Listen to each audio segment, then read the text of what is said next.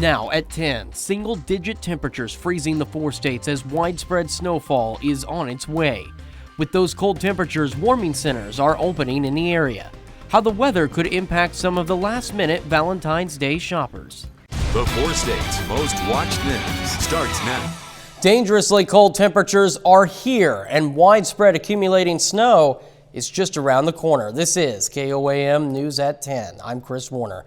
Meteorologist Nick Kelly joins us now with the latest on what's coming our way. Nick.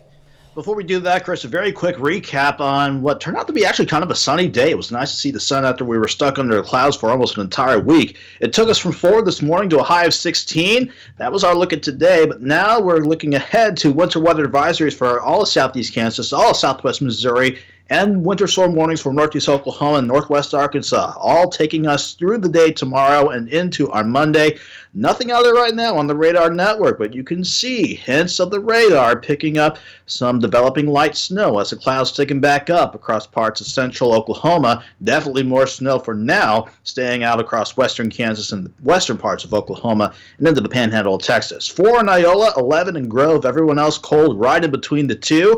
A quick look at our day ahead tomorrow just keeps it plain and simple. Cold, clouds return, and we'll have periods of snow throughout the day. 2 start, 4 by noon, and if we're lucky, we'll get highs back near 6 degrees. We'll break down how much snow we can expect with this wave for the next few days and the rest of the forecast coming up in a bit, Chris. All right, Nick, thank you. And with those bitterly cold temperatures, there are some warming centers opening in the area. One of those is the Byers Avenue United Methodist Church in Joplin. Officials say they can only have 10 people at the most due to COVID restrictions. They've had a number of items donated to help those that are in need of shelter, including food and blankets. The church will also be providing snacks and a to-go treat bag for people in the morning when they leave. I think about others, I think, what if that was me? What if I was out in the cold tonight? I have a child. What if me and my child were out in the cold? Would someone help us? So I want to be that person who helps other people because I can.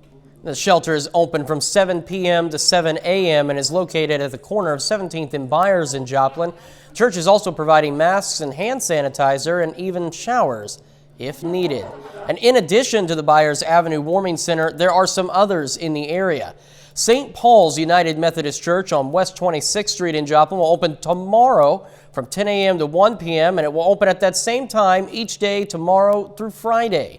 Also in Joplin, the Mini Hackney Community Center at 110 South Main is open as a warming center. They're providing hot food and drinks as well as a warm sleeping quarters for anyone in need. And they'll be open all day during the next 4 days. In the city of Lamar, they're opening the Lamar Memorial Hall at 11th and Broadway from 8 a.m. to 8 p.m. They ask that you do not bring animals to the warming center. For more information on that shelter, you're asked to call the Lamar Fire Department. In Miami, the New Hope Christian Church at 2221 Rockdale is open now until the need passes. They're providing food, cots, blankets, and clothes to those who come in for shelter. In addition, there are several ways for you to get the latest weather information in your area. You can, of course, visit our website at KOAMnewsnow.com. At the top of the page, there will be current weather alerts, links to road conditions, and any cancellations in your area. Additionally, you can download the KOAM Skywatch weather app. You'll have the latest weather forecast and alerts all in the palm of your hand. Just head over to your favorite app store and search for the Skywatch weather app. Joplin residents getting ready to celebrate Valentine's Day, but if you haven't got your flowers and chocolate already, this incoming weather may hurt your plans. KOAM's Bronte Saratsky has more. Love is in the air, but unfortunately, so is cold weather. And no matter if you're Team Flowers or Team Chocolate, both Valentine's Day items may be affected by low temperatures. KAYLA KOFF, manager at Candy House Gourmet, says the biggest priority is keeping her employees safe. All of our customers know that we keep an eye on weather, and if it is dangerous, our employees do not get out. They do not risk their lives to come in and to open the store for candy sales.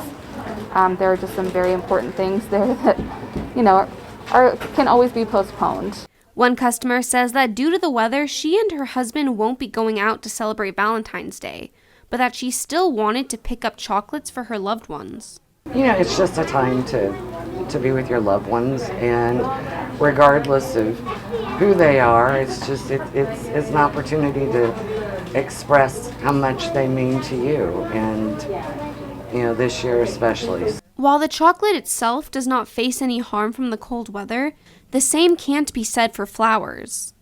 Lance Ho'opai, owner of Higdon Florist, says they now have to take precautions to keep their flowers intact due to the cold. When flowers are exposed to cold weather, any moisture in the flowers freezes. When that happens, the petals begin to freeze and then they can shatter. Hence what we do is we secure, and most florists do the same thing, we secure it in plastic to keep the warmth in. Now, both businesses are preparing should they need to close their shops early ahead of Valentine's Day. In Joplin, Bronte Sorotsky, KOAM News. Of course, both businesses are hoping for the best weather to get their customers ready to celebrate Valentine's Day. Well, by a vote of 57 to 43, senators acquitted former President Trump in a historic second impeachment trial. Earlier, the two sides presented closing arguments and reached a deal to skip witness testimony that could have significantly delayed the trial. CBS News correspondent Skylar Henry has more from Washington. Donald John Trump, former President of the United States, is not guilty as charged in the article of impeachment. Less than 6 weeks after the deadly Capitol riot, a divided U.S. Senate voted to acquit former President Donald J. Trump on the impeachment charge he incited an insurrection. Mr. Romney. Guilty. 7 Republicans joined Democrats to vote guilty, but they did not reach the 2/3 majority needed for conviction. Lead House impeachment manager Jamie Raskin said it was the most bipartisan impeachment vote in U.S. history. Trump stormed our house with the mob he incited, and we defended our house. Senate Minority Leader Mitch McConnell said he voted to acquit on constitutional grounds, but harshly rebuked the former president. There's no question, none, that President Trump is practically and morally responsible for provoking the events of the day. One of Mr. Trump's defense attorneys was asked about McConnell's remarks. We finished the grappling in that room and we slammed them down on the mat and won this case.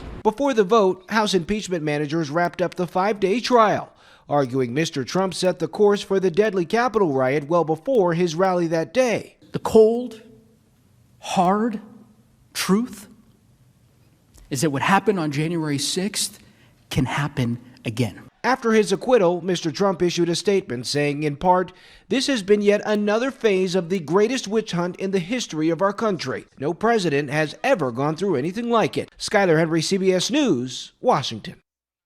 Now, this morning, it had looked like the trial would be drawn out after a vote to depose a witness, but the two sides reached an agreement to move forward.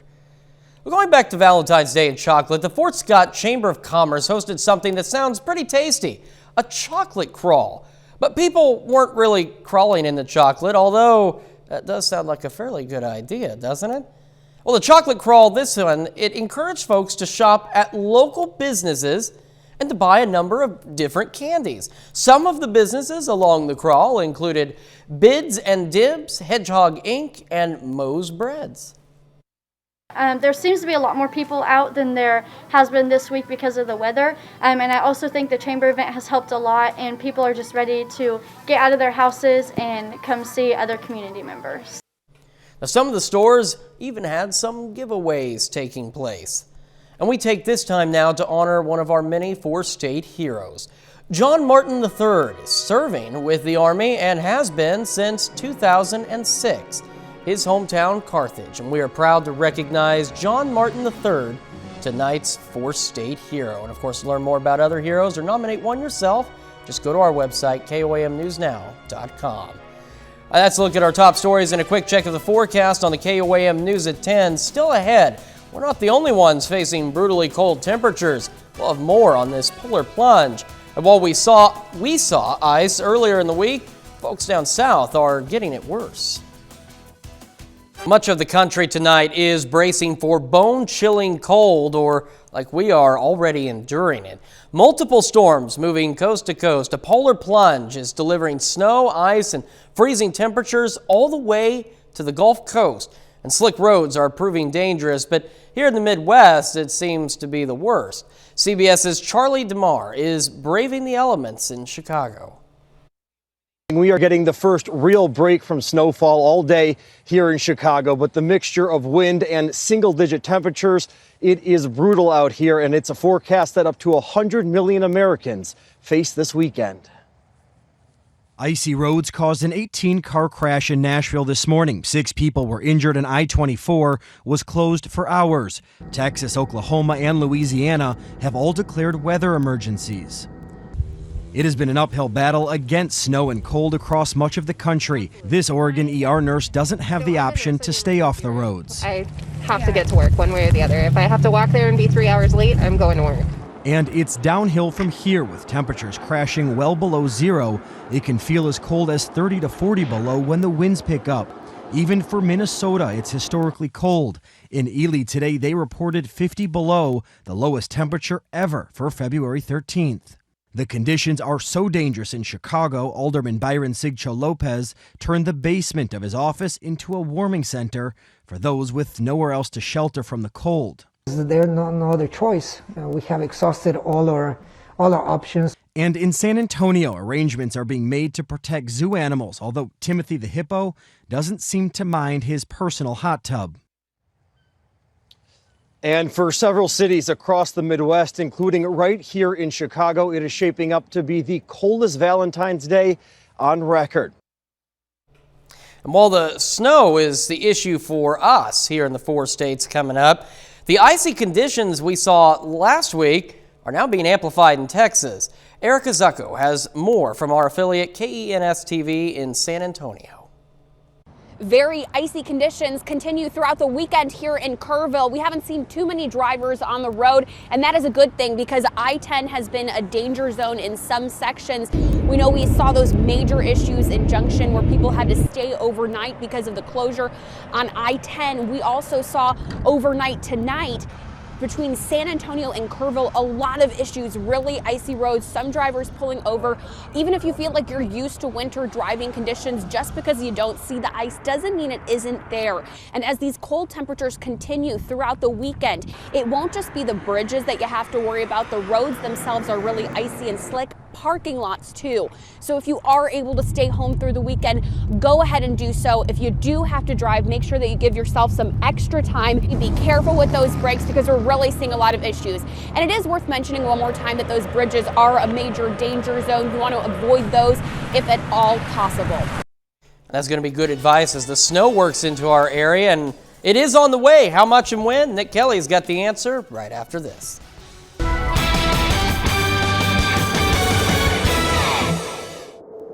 After a cloudy start this morning, you can see for yourself in the time-lapse in the NEGUSE sky. Nice to finally see the sun break out after it's been hiding underneath the clouds for about a week now. But we'll have the clouds back in during the overnight. That is a guarantee, along with snow chances ramping up. That's why we have winter weather advisories in the blue as late as 6 o'clock Monday evening, and winter storm warnings clipping our corners of Oklahoma and Arkansas until 6 o'clock Monday evening. Not to mention the wind chill watches and warnings clipping parts of the area as well, mainly on the Kansas side for now, but everyone has a chance to experience wind chills between 30 below zero and 15 below zero with all the cold temperatures in place and the wind out of the north that'll be sticking around for the next few days for sure. Nothing on the radar network in our area right now, but you can see the echoes starting to pick up across northern and central parts of Oklahoma. Cloud cover is working its way back in. For now, all the accumulating snow is just to the west, but we're going to see that area of snow expand and head our way during the overnight.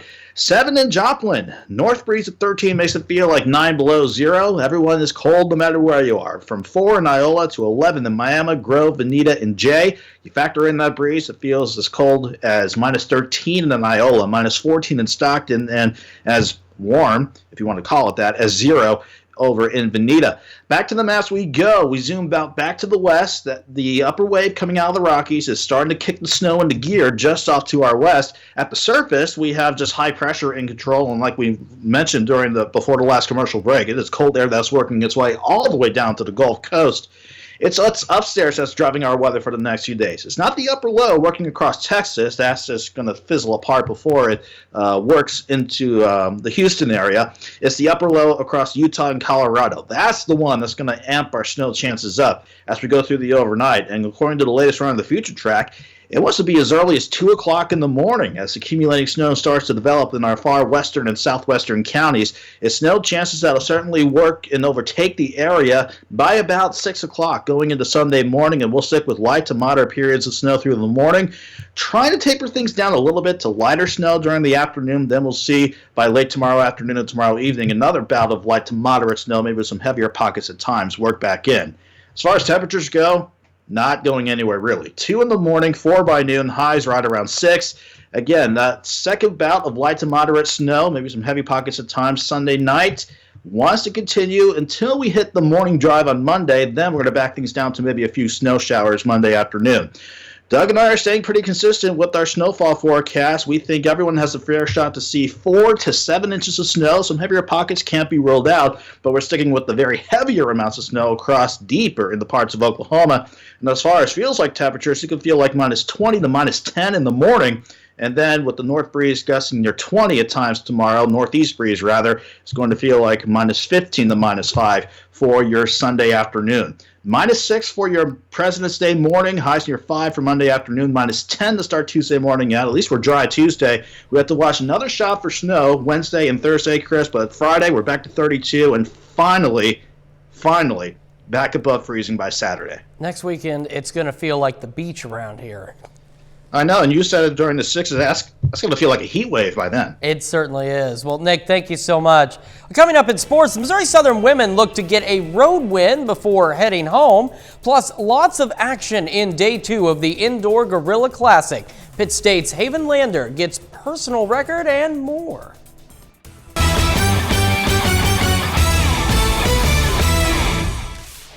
Pitt State closes out its road trip against Missouri Western today.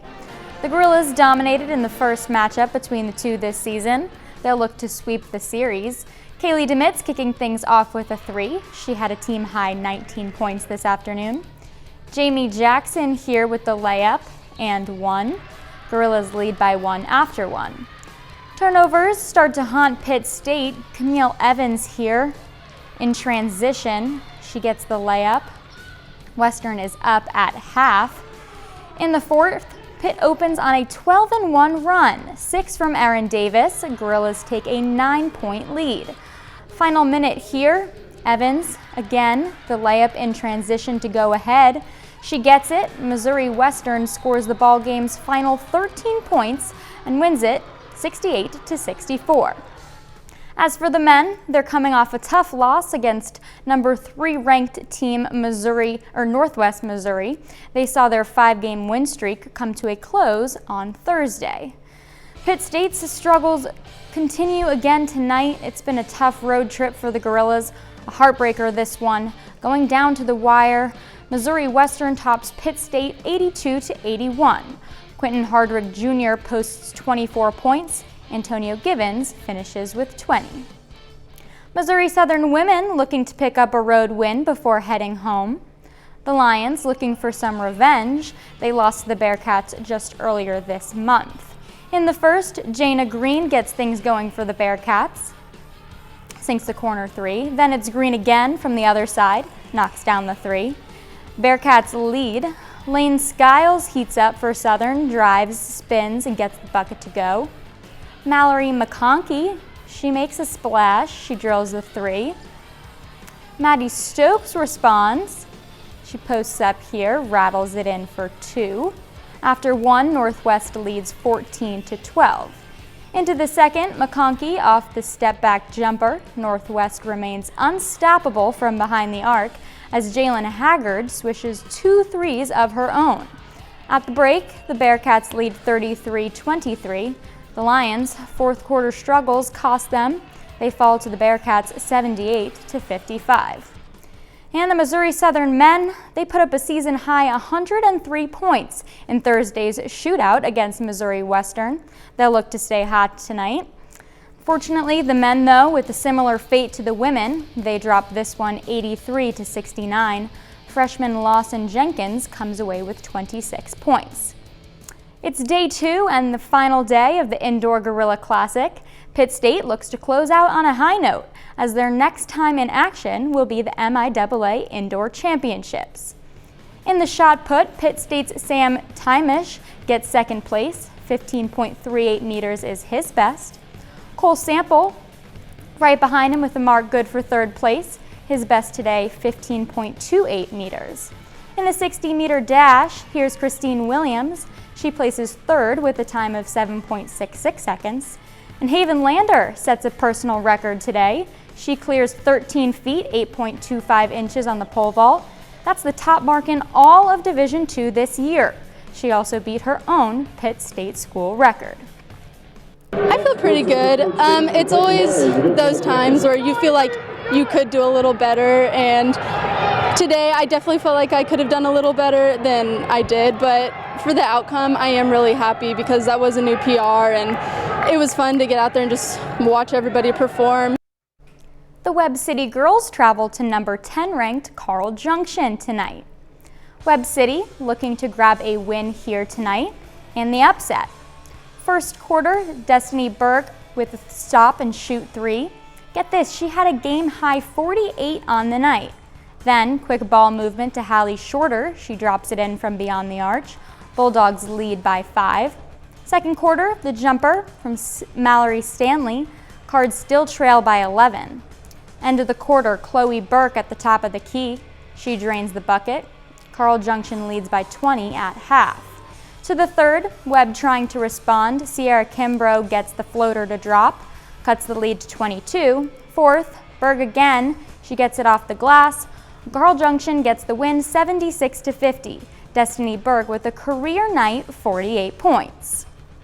It feels pretty good, but it had a lot of it had to do with my teammates getting me open and looking at me in the corners and just getting the driving lanes open. I didn't know what I had. I was seeing how many fouls I had, so I made sure I wasn't going to get in trouble. The number 10 ranked Webb City boys travel to Carl Junction as well. Webb City has racked up 14 wins on the season, going for their 15th tonight. First quarter, the pass to Cole Vaden here. He drops it in from the corner, Webb up 5. Then it's Kyler Perry driving. That brings Carl Junction within 3. Later in the quarter, Alex Baker in the corner. He drains the 3, cuts the lead to 2. Webb responding, Caden Turner puts it up in the paint. Webb City gets the win 73-46. That's a look at sports. We'll be back with more news right after this. That's our time for now. We'll see you back here tomorrow night. Good night.